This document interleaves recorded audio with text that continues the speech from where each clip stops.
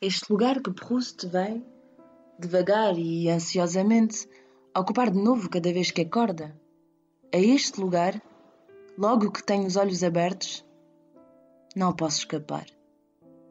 Não porque este lugar me prende, pois apesar de tudo posso não apenas mexer e agitar-me, mas ainda posso mexê-lo, agitá-lo, mudá-lo de sítio. Mas eis a razão. Eu não posso deslocar-me sem ele. Não posso deixá-lo aqui para ir eu a outro lugar. Bem, eu posso ir até ao fim do mundo. Posso esconder-me de manhã por baixo das coberturas, encolher-me o máximo possível. Bem, posso deixar-me derreter ao sol na praia. Mas ele estará sempre onde estou. Ele está aqui, irremediavelmente. Nunca noutro lugar. O meu corpo é o contrário de uma utopia. É o que nunca está sob outro céu. É o lugar absoluto, o pequeno fragmento de espaço com o qual, num sentido estrito, eu corporizo-me. O meu corpo, utopia sem piedade. E se porventura vivesse com ele numa forma de familiaridade desgastada, como com uma sombra, como com estas coisas cotidianas que acabei por não ver mais e que a vida tornou cinzentas, como com estas chaminés, estes tetos que amontoam cada noite à frente da minha janela. Mas todas as manhãs, a mesma presença, a mesma ferida. Sob os meus olhos desenha-se a inevitável imagem que o espelho impõe. Rosto magro, ombros curvados, olhar míope. Careca! Nada lindo, na verdade. E é por baixo desta casca feia que é a minha cabeça, nesta jaula que eu não gosto, que vou ter que mostrar-me e passear, através destas grades que terei que falar, olhar e ser visto, por baixo desta pele que vou ter que apodrecer. O meu corpo, este lugar irremediável a que estou condenado. Afinal de contas, penso que é contra ele e, como se fosse para apagá-lo, que nasceram todas as utopias. A que se devem o prestígio da utopia, a beleza, o encantamento da utopia. A utopia é um lugar fora de todos os lugares, sim, mas é um lugar onde terei um corpo sem corpo, um corpo que será belo, límpido, transparente, luminoso, veloz, colossal na sua potência, infinito na sua duração, desligado, invisível, protegido, sempre transfigurado. E é provável que a primeira utopia, a mais inextirpável no coração dos homens, seja precisamente a utopia de um corpo incorpóreo. O país das fadas, dos duendes, dos génios, dos magos.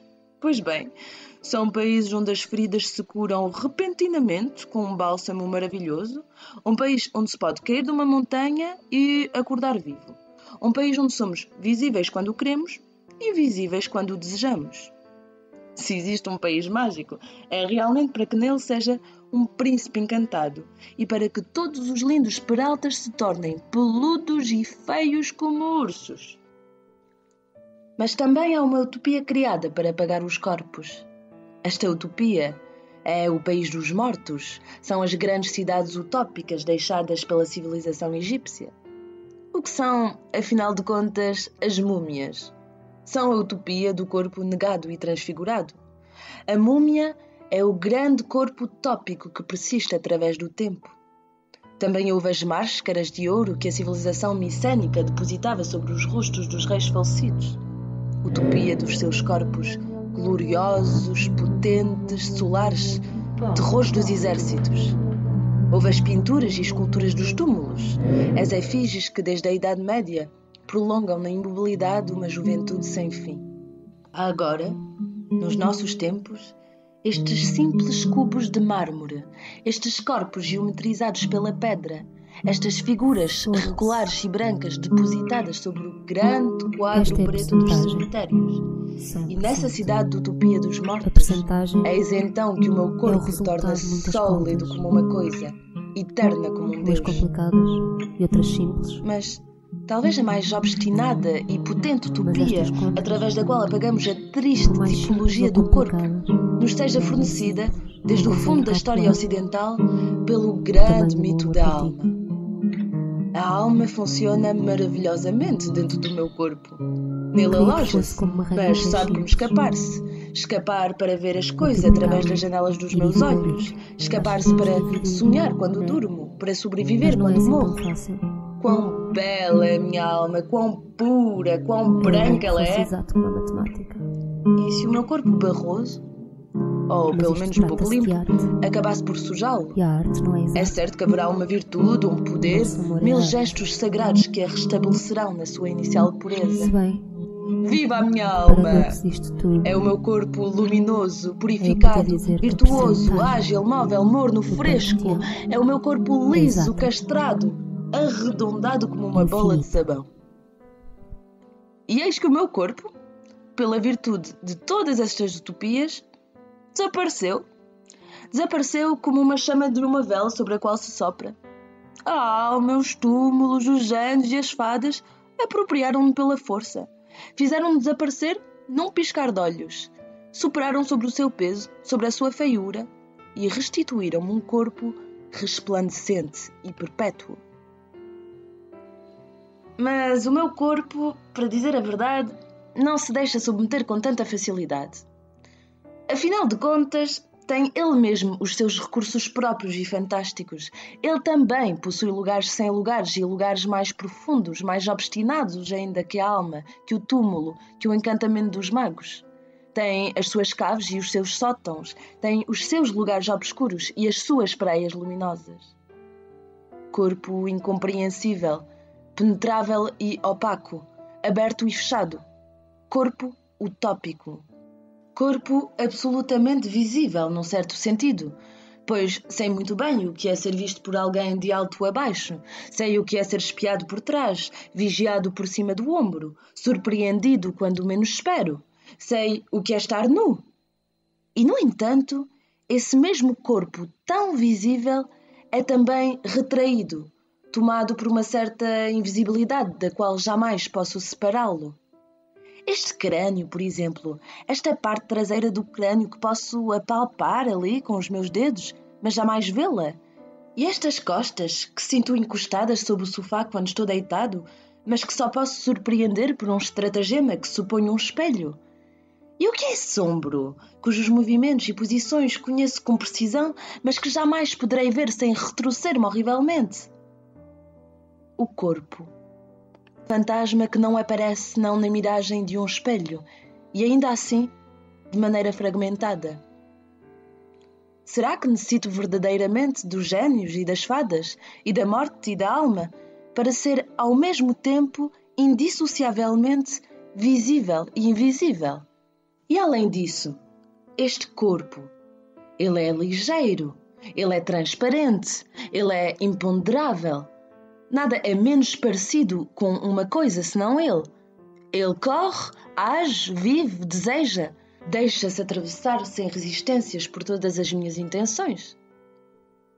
Sim, mas até o dia em que me dói algo, em que se escava a caverna do meu estômago, em que se bloqueiam ou se enchem ou se obstruem o meu peito e a minha garganta. Até o dia em que estala no fundo da minha boca a dor de dentes. Então deixo de ser ligeiro, imponderável, etc. Torno-me coisa, arquitetura fantástica e arruinada. Não, realmente. Não é preciso magia nem feeria. Não é preciso uma alma nem de uma morte para que eu seja ao mesmo tempo opaco e transparente, visível e invisível, vida e coisa. Para que eu seja utopia, basta que seja um corpo.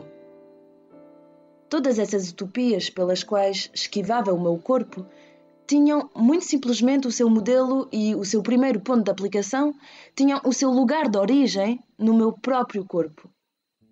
Estava muito enganado há pouco ao dizer que as utopias estavam voltadas contra o corpo e destinadas a apagá-lo.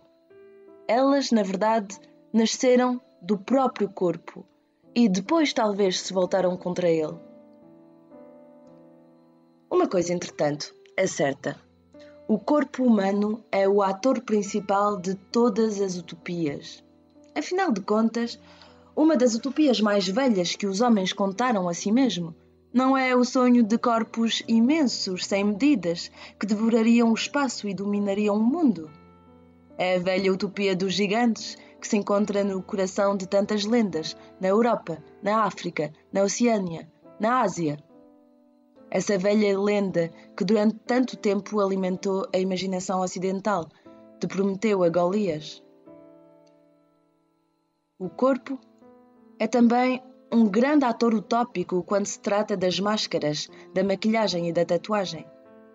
Usar máscaras, maquilhar-se, tatuar-se, não é exatamente como se poderia imaginar adquirir outro corpo, simplesmente um pouco mais belo, melhor decorado, mais facilmente reconhecível.